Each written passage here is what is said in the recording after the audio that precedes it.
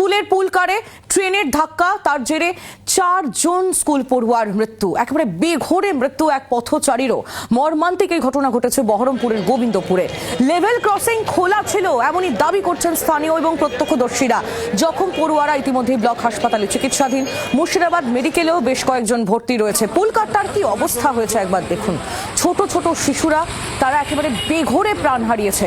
প্রথমে আমাদের কাছে সংখ্যা এসে পৌঁছেছিল 2, তারপর 3, আর এখন 4 জন পড়ুয়া তারা এই মর্মান্তিক দুর্ঘটনায় প্রাণ হারিয়েছেন। একজন পথচারী, তারও মৃত্যু হয়েছে। সব মিলিয়ে এই দুর্ঘটনায় এখনো পর্যন্ত 5 জনের মৃত্যু হয়েছে। কিন্তু গাফিলতি কার জন্য এত বড় একটা দুর্ঘটনা ঘটলো? 5 জন মানুষ তারা বেঘোরে প্রাণ হারালেন, যার মধ্যে 4 জন শিশু রয়েছেন। এটা এই মুহূর্তে খতিয়ে দেখা হচ্ছে। রেলের তরফ থেকে ইতিমধ্যে একটি উচ্চ পর্যায়ে তদন্ত কমিটি গঠন করা হয়েছে। পুলিশ ইতিমধ্যেই গেটম্যানকে গ্রেফতার করেছে। এই গেটম্যানের গাফিলতির জন্যই এই ঘটনা ঘটেছে এখনো পর্যন্ত সেই অভিযোগে উঠছে এবং প্রাথমিক যে তদন্ত, সেই তদন্ততে উঠে আসছে। ভুল করে লেভেল ক্রসিং খোলা ছিল, এই কথা সিপিআরও, পূর্ব রেলের সিপিআরও তিনিও জানিয়েছেন। গাফিলতিতে ইতিমধ্যেই গেটম্যানকে গ্রেফতার করা হয়েছে। অন্যদিকে আহত শিশু, তাকে হাসপাতালে নিয়ে যাওয়া হচ্ছে। মর্মান্তিক এই ঘটনা, মর্মান্তিক এই দৃশ্য দেখতে পাচ্ছেন, সেই ছবি আপনারা। বহরমপুরের গোবিন্দপুরের এই ঘটনা একটা এআই রিপ্রেজেন্টেশনের মাধ্যমে আপনাদের সামনে তুলে ধরার চেষ্টা করব ঠিক কিভাবে ঘটলো এই দুর্ঘটনা। একবার দেখুন। লেভেল ক্রসিং খোলা ছিল, পুল কারটি রেল লাইন পার হতে যায় এবং সেই সময় দ্রুতগতির ট্রেন এসে একেবারে উড়িয়ে দেয় গাড়িটিকে। এবং গাড়িটার কি অবস্থা হয়েছে, বাস্তবে কি অবস্থা হয়েছে, সেই ছবিও আপনাদের সামনে আমরা তুলে ধরেছি। এআই এর মাধ্যমে দুর্ঘটনাটি ঠিক কিভাবে ঘটেছে সেটা তুলে ধরার চেষ্টা করলাম।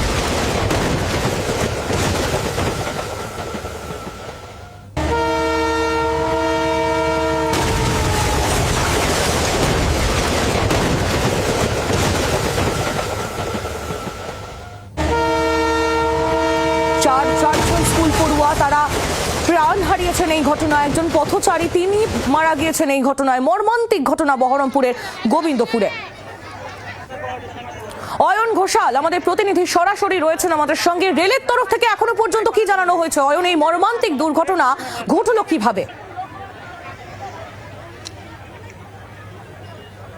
পূর্ব রেলের জেনারেল ম্যানেজারের তরফ থেকে ইতিমধ্যেই গঠিত হাই পাওয়ার তদন্ত কমিটির প্রাথমিক ফাইন্ডিং, পরপর 2টি ট্রেন খুব কম সময়ের ব্যবধানে এই যে সামনে পাতা লাইন, তার দুদিক দিয়ে আসে। আমাদের ক্যামেরার অপর প্রান্তে যে লাইনের সামনে এখনো পর্যন্ত লেভেল গেট ফেলা এবং একজন আরপিএফ আধিকারিক দাঁড়িয়ে রয়েছেন, সেই লাইন দিয়ে প্রথম ট্রেন আসে এবং সেই ট্রেনটা একদম যখন পাস করে চলে যায়, ঠিক তখনই সেই ট্রেনটা হচ্ছে নবদ্বীপ ধাম থেকে বালুরঘাট গামী ট্রেন। সেটা পাস করে চলে যাওয়ার পর 6 মিনিট বাদে ঠিক আমার সামনে যে লাইন, অর্থাৎ বিপরীত দিকের লাইন, এখান থেকে নিমতিটা কাটুয়া প্যাসেঞ্জার আসে।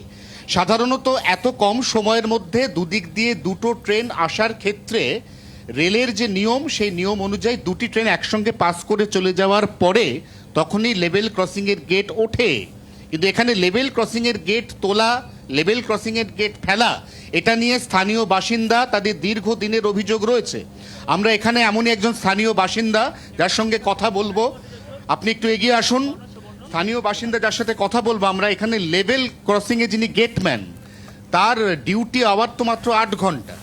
তাই সেই 8 ঘন্টাতে তিনি কিরকম ডিউটি করেন? আপনারা তো দীর্ঘদিন এখানে তাকে দেখছেন, কিরকম? বেশিরভাগ আমি এর আগে একবার হয়েছিল ঘটনাটা এরকম, যে হয়তো দুর্ঘটনা ঘটেনি কিন্তু ঘটতে পারতো। এরকম গাফিলতি ওনার জীবনে নতুন নয়। গাফিলতি এর আগে হয়েছে অনেকবার, মৌখিকভাবে জানানো হয়েছিল, বা যারা প্রত্যক্ষদর্শী দেখেন রাত্রে 8-9টা বেজে গেলে উনি গেট ফেলেতে ঘুমিয়ে থাকেন আর ড্রিঙ্ক করেন এখানে প্রচন্ড। যারা চিন্তা করা যায়, একজন কেন্দ্রীয় সরকারি আধিকারিক, তিনি রেলে কর্মরত এবং রেলের এমন একটি সেক্টর বা জোনে তিনি কর্মরত। তুমি পরিস্থিতি থেকে নজর রাখো। আপাতত ধন্যবাদ। বাংলার আওয়াজ, বাঙালির আবেগ, জি 24 ঘন্টা।